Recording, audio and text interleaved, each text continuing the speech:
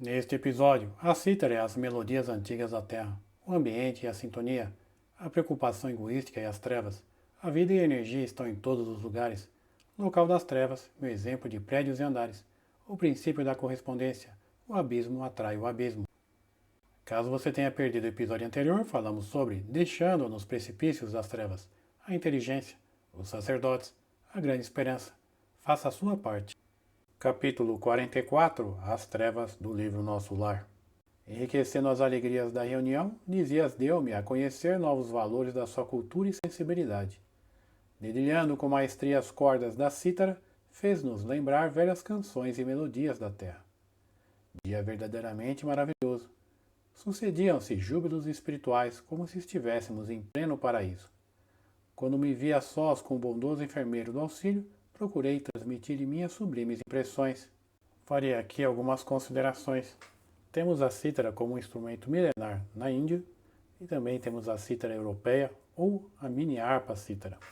Portanto, nesse momento, baseado no que foi posto aqui no pequeno trecho, abre aspas, velhas canções e melodias da terra, fecha aspas, podemos identificar que a cítara e as melodias que estavam sendo trabalhadas pelo Lisias eram um material muito antigo, e isso nos remete à seguinte indagação: será que Lisias conheceu a cítara e essas melodias em nosso lar, ou em outro momento de sua existência, por exemplo, ele poderia ter vivido ou ter contato com a cultura indiana de centenas ou milhares de anos atrás? E veja que interessante, ele traz essa cultura com ele e está aplicando no dia a dia. Tudo ligado à arte tem essa ideia, esse propósito. É algo atemporal, que pode ser usado em qualquer momento. Seguindo, não tenha dúvida, disse sorrindo, quando nos reunimos àqueles a quem amamos, ocorre algo de confortador e construtivo em nosso íntimo. É o alimento do amor, André. Quando numerosas almas se congregam num ciclo de tal ou qual atividade, seus pensamentos se entrelaçam, formando núcleos de força viva, através das quais cada um recebe seu quinhão de alegria ou sofrimento da vibração geral. É por essa razão que, no planeta, o problema do ambiente é sempre fator ponderável no caminho de cada homem. Cada criatura viverá daquilo que cultiva. Quem se oferece diariamente à tristeza, nela se movimentará. Quem enaltece a enfermidade, sofrer-lhe-á o dano. Farei aqui algumas considerações. Abre aspas. Quando numerosas almas se congregam no ciclo de tal ou qual atividade, seus pensamentos se entrelaçam, formando núcleos de força viva, através dos quais cada um recebe seu quinhão de alegria ou sofrimento da vibração geral, fecha aspas. Essa vibração, a média de todos os pensamentos, ou seja, das emanações mentais e vibrações de todas as pessoas que estão ali, naquele núcleo. E isso, de uma certa maneira, acaba alimentando depois as pessoas com essa mesma vibração. Como você pode entender isso? Digamos que você fosse levar uma madeira em uma fogueira. E cada pessoa está levando uma madeira de uma árvore diferente. E todos vão fazer uma grande fogueira. O fogo será o mesmo. Só que teremos ali junto os odores característicos de cada madeira que vai formar uma mescla de tudo isso. E todos vão colher, de uma maneira direta ou indireta, o calor da fogueira e esse cheiro. E por que ele está falando de alegria ou sofrimento da vibração geral? Porque algumas vezes a pessoa está num ambiente muito bom, mas ela não consegue ficar bem. A média dela vibracional não está mudando com o ambiente. Então vale também a sintonia, ou seja, a pessoa precisa estar aberta a essas mudanças ricas e vibrações positivas. Mais à frente ele fala, abre aspas, é por essa razão que, no planeta, o problema do ambiente é sempre fator ponderável no caminho de cada homem. Fecha aspas. Novamente, temos que lembrar que, desde o começo do livro, o ambiente acaba interferindo na pessoa e a pessoa também acaba interferindo no ambiente. É uma troca. Lembre das zonas inferiores. E aqui ele deixa bem claro o quão difícil é para nós, seres humanos, que estamos nesse momento da evolução, ainda engatinhando, o ambiente positivo ou negativo, porque somos interferidos demais por ele. Mais à frente ele fala, abre aspas, cada criatura viverá daquilo que cultiva. Quem se oferece diariamente à tristeza, nela se movimentará. Quem enaltece a enfermidade, sofrer-lhe-á o dano. Fecha aspas. E o que ele está falando nesse trecho? Ele está falando, por exemplo, de uma perna quebrada, Vladimir? Não. Ele está falando das enfermidades que ocorrem devido ao pensamento das vibrações das pessoas, que são diversos males que hoje acompanham a humanidade, como depressão e ansiedade. O nosso pensamento será o nosso guia nesse mar de dificuldades que nós temos. Alguns dias serão mais fáceis, outros mais difíceis. Mas o jeito que você lida com tudo isso é que fará a diferença. Por isso a importância de você ter acesso à informação de qualidade para os seus pensamentos vibrarem algumas vezes ao dia ou muitas vezes ao dia alguma coisa positiva relacionada principalmente à espiritualidade. Pode ser também música, arte, qualquer coisa elevada. E por que isso é importante? Esse parágrafo inteiro está falando da sintonia. Note, nós já falamos sobre os pensamentos na preleção da ministra. Esse capítulo é muito importante, porque ele deixa bem claro como os nossos pensamentos vão nos ajudar ou prejudicar. Se for o caso, volte àquele capítulo e assista-o novamente. Seguindo, observando-me a estranheza, concluiu: não há nisto mistério, é a lei da vida. Tanto nos esforçamos do bem, como nos movimentamos do mal. Das reuniões de fraternidade, de esperança, de amor e de alegria, sairemos com a fraternidade, a esperança, o amor e a alegria de todos, mas, de toda a assembleia de tendências inferiores, em que predomina o egoísmo, a vaidade ou o crime, sairemos envenenados com as vibrações destrutivas desses sentimentos. Tem razão, exclamei comovido. Vejo nisso igualmente os princípios que regem a vida nos lares humanos. Quando há compreensão recíproca, vivemos na antecâmara da aventura celeste, e se permanecemos em desentendimento ou maldade, temos o inferno vivo. Dizias teve uma expressão de bom humor, confirmando a sorrir. Foi então que me lembrei de interpelá-lo sobre uma coisa que de algumas horas me torturava a mente. Referira-se o governador, quando nos dirigiu a palavra, aos ciclos da terra, do umbral e das trevas, mas, francamente, não tinha eu até então qualquer notícia deste último plano. Não seria a região trevosa o próprio umbral, onde vivera por minha vez em sombras densas durante anos consecutivos? Não via nas câmaras numerosos desequilibrados e doentes de toda espécie procedentes das zonas umbralinas?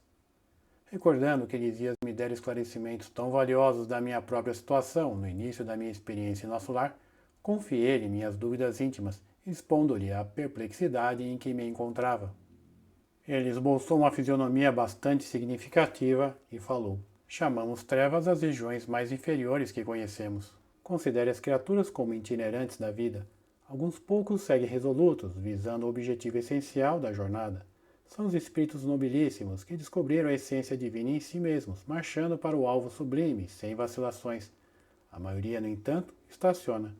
Temos então a multidão de almas que demoram séculos e séculos recapitulando experiências. Os primeiros seguem por linhas retas, os segundos caminham, descrevendo grandes curvas. Nessa movimentação, repetindo marchas e refazendo velhos esforços, ficam à mercê de inúmeras vicissitudes.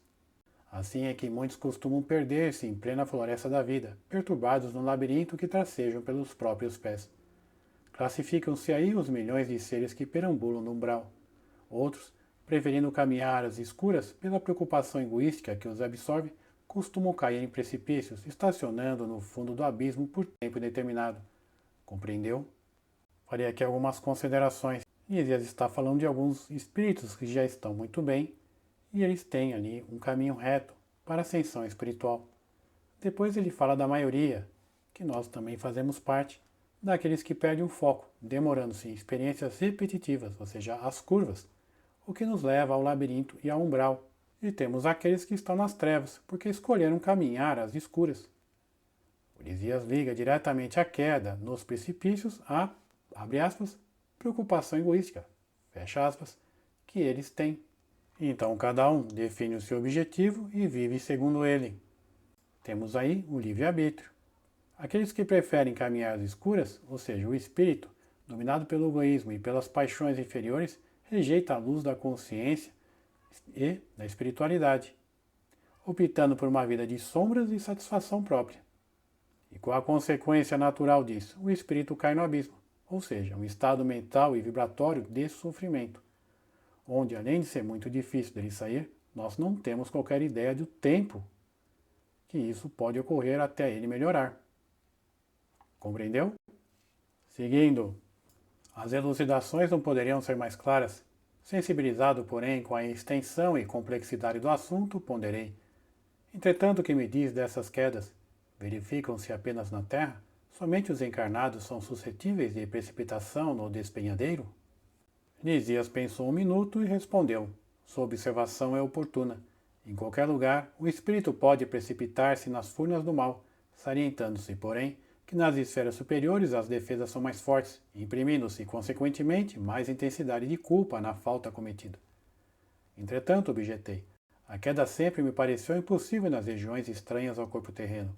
O ambiente divino, o conhecimento da verdade, o auxílio superior figuravam-se-me antídotos infalíveis ao veneno da vaidade e da tentação. O companheiro sorriu e esclareceu. O problema da tentação é mais complexo. As paisagens do planeta terrestre estão cheias de ambiente divino, conhecimento da verdade e auxílio superior. Muitos cometem homicídios ao luar, insensíveis à profunda sugestão das estrelas. Outros exploram os mais fracos, ouvindo elevadas revelações da verdade superior. Não faltam na Terra paisagens e expressões essencialmente divinas. Muitos cometem homicídios ao luar, insensíveis à profunda sugestão das estrelas. Outros exploram os mais fracos, ouvindo elevadas revelações da verdade superior. Não faltam na Terra paisagens e expressões essencialmente divinas. Faria aqui uma pequena consideração. Quando ele está falando do problema de tentação, é que a pessoa, ou seja, eu, você, todos nós, precisamos ter uma vitória sobre a tentação. E isso temos que fazer com a nossa força de vontade. E não é pela falta de provações que nós vamos avançar espiritualmente. É no meio das dificuldades. Seguindo. As palavras do enfermeiro calavam-me fundo no espírito. De fato, em geral, os guerreiros estimam a destruição na primavera e no estio, quando a natureza estende no solo e no firmamento maravilhas de cor, perfume e luz.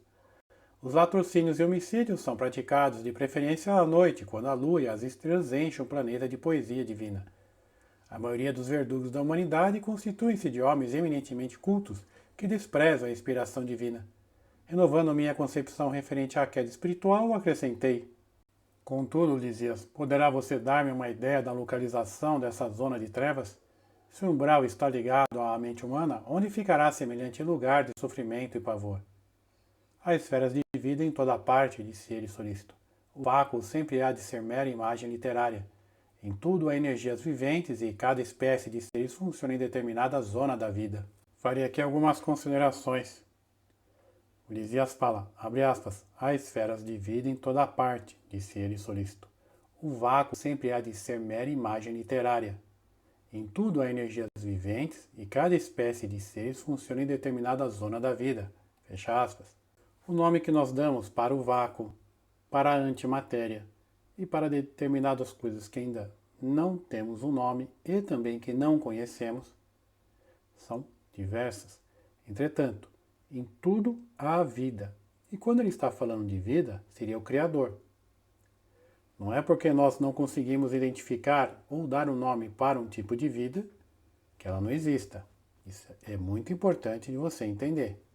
Existem muitas coisas no universo que nós não compreendemos, muitas outras que nem sabemos que existem, e não é por causa disso que elas deixam de existir e de serem consideradas também vida. Quando ele diz da parte de energias viventes, significa que todo ambiente tem a energia e está ligado à vida. O que muda? A vibração e a gradação dessa vibração em determinado local em que você está vivendo ou os outros seres estão vivendo. E ele fala dessa parte quando ele diz que cada espécie de seres funciona em determinada zona da vida. O que significa essa zona? Gradação de vibração. Você entendendo desse jeito, fica mais fácil de conseguir interpretar toda essa questão do nosso lar, da crosta, do umbral, das trevas. Tudo está ligado à vibração. E se você quiser utilizar o exemplo ou analogia que eu criei sobre os prédios, as trevas seriam o subsolo do prédio. Então nós estamos na crosta, que seria o térreo, e abaixo disso, vibracionalmente, estariam as trevas. Vale ressaltar que existem lugares que são trevas também. Por exemplo, você pode estar dentro de um galpão escuro aqui na crosta. Então ali também existe um ambiente de trevas. Não imagine que não exista ambientes de trevas ligados aqui à crosta. Por exemplo, ambientes de guerra. Tem muita treva. Lugares ligados à droga, a aborto e diversos outros lugares. Seguindo, depois de pequeno intervalo em que me pareceu meditar profundamente, continuou. Naturalmente, como aconteceu a nós outros, você situou como região de existência, além da morte do corpo, apenas os ciclos a se iniciarem da superfície do globo para cima, esquecido do nível para baixo. A vida, contudo, palpita na profundeza dos mares e no âmago da terra. Além disso, há princípios de gravitação para o espírito, como se dá com os corpos materiais. A terra não é somente o campo que podemos ferir ou menosprezar a nosso bel prazer. É organização viva, possuidora de certas leis que nos escravizarão ou libertarão, segundo nossas obras. É claro que a alma esmagada de culpas não poderá subir à tona do lago maravilhoso da vida. Resumindo, deve lembrar que as aves livres ascendem às alturas, as que se embaraçam no cipoal sentem-se tolhidas no voo, e as que se prendem a peso considerável são meras escravas do desconhecido. Percebe? Farei aqui algumas considerações. Lisias fala, abre aspas, a vida, contudo, palpita na profundeza dos mares e no âmago da terra. Fecha aspas. O que ele está indicando aqui é que o plano espiritual acompanha o planeta em todos os seus planos, incluindo os planos inferiores e mais densos. Lembre-se sempre do prédio, que eu dou de exemplo sempre para fazer uma analogia. Mais à frente ele fala, abre aspas, além disso, há princípios de gravitação para o espírito, como se dá com os corpos materiais. E o que ele quis dizer com isso? Que existem leis espirituais que atraem os espíritos para zonas ou lugares que correspondem ao seu estado vibratório. Lembre-se que a vibração nada mais é do que uma expressão direta da pessoa. Mais à frente ele fala, abre aspas, é claro que a alma esmagada de culpas não poderá subir à tona do lago maravilhoso da vida, fecha aspas. O que significa isso? Que todas as energias ligadas a vícios, mágoas, ódio, raiva, egoísmo, crimes, tudo isso que o espírito acaba realizando o mantém preso nessas regiões mais baixas e densas, com essa vibração similar. Tudo isso associado simplesmente à sintonia dos próprios pensamentos, sentimentos e ações da pessoa. Mais à frente ele fala sobre aves livres, fala sobre aves no cipoal e aves com peso. As aves livres seriam aqueles espíritos com consciência tranquila, ou seja, estão bem, desapegados, então ascendem às alturas, ou seja, regiões espirituais superiores, como o nosso lar e até mais avançadas. As aves no cipoal são aquelas que têm vícios, paixões e alguns problemas que acabam deixando a pessoa embaraçada energeticamente, ou seja, na sua vibração, e por causa disso permanecem em zonas como umbral. E depois temos as aves com peso. Esses aí são espíritos com grandes culpas, têm a perversidade, ou seja, a maldade, e esses espíritos são atraídos naturalmente para as regiões profundas de sofrimento, conhecidas como trevas. Seguindo, Lisias, porém, não precisaria fazer-me esta pergunta. Avaliei de pronto o quadro imenso de lutas purificadoras a desenhar-se ante meus olhos espirituais nas zonas mais baixas da existência. Como alguém que precisa ponderar bastante para exprimir-se, o companheiro pensou, pensou e concluiu. Qual acontece a nós outros que trazemos em nosso íntimo o superior e o inferior, também o planeta traz em si expressões altas e baixas, com que corrige o culpado e dá passagem ao triunfador para a vida eterna. Você sabe, como médico humano, que há elementos no cérebro do homem que lhe presidem o senso diretivo. Hoje, porém, reconhece que esses elementos não são propriamente físicos, e sim espirituais, na essência.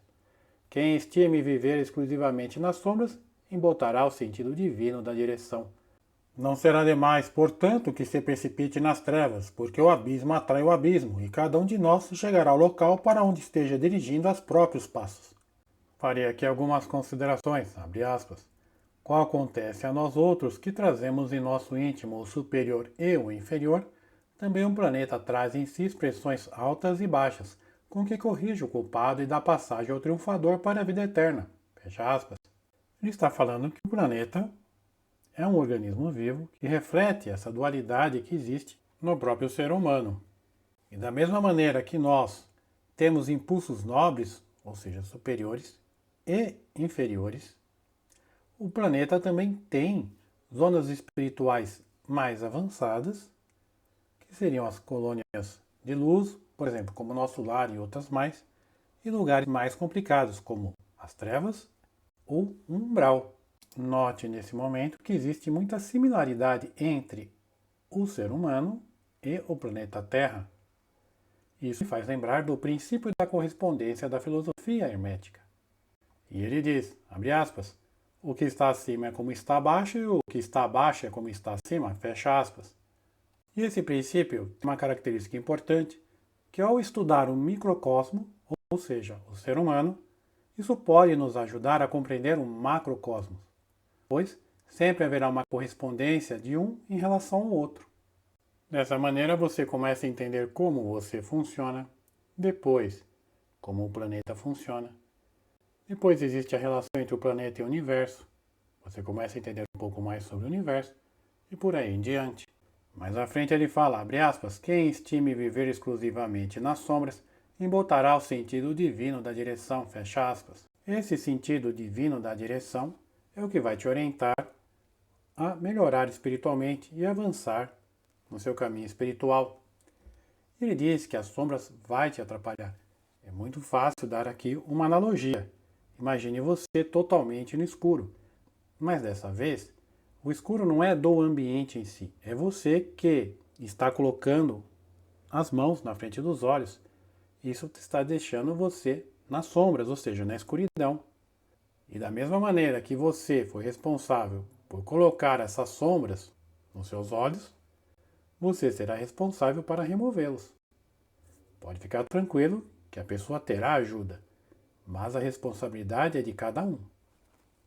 Mais à frente ele fala, abre aspas, não será demais, portanto, que se precipite nas trevas, fecha aspas. O que significa isso? Que não é uma punição divina, e sim resultado das próprias escolhas. Mais à frente ele fala, abre aspas, porque o abismo atrai o abismo, fecha aspas. O que significa isso? Sintonia. Se você está com uma vibração ruim, você vai ficar no ambiente ruim. Isso é natural. Outra coisa que eu gosto de falar muito é que às vezes o espírito está nas trevas, ou no umbral, ou não está bem. E ele se habitua a viver naquela vibração e, por incrível que pareça, às vezes ele gosta de viver daquele jeito. Isso é muito complicado. Porque às vezes você vai falar com o espírito que está numa condição de viver no umbral ou das trevas, ele não vê um motivo algum para mudar. Isso faz parte, é a escolha de cada um. E mais à frente ele fala, abre aspas, cada um de nós chegará ao local para onde esteja dirigindo os próprios passos, fecha aspas, ou seja, através de nossas atitudes, que são pensamentos, sentimentos e ações, cada um está direcionando o seu próprio caminho. Está tudo certo. Fim do capítulo 44, As Trevas, do livro Nosso Lar. No próximo episódio serão abordados a alegria ao receber um recém-desencarnado, experiências para evoluirmos, o reajustamento com o planeta, ajuste da capacidade intelectual e os andares do prédio, a inspiração em ambientes mais elevados, os músicos realizando uma experiência fora do corpo.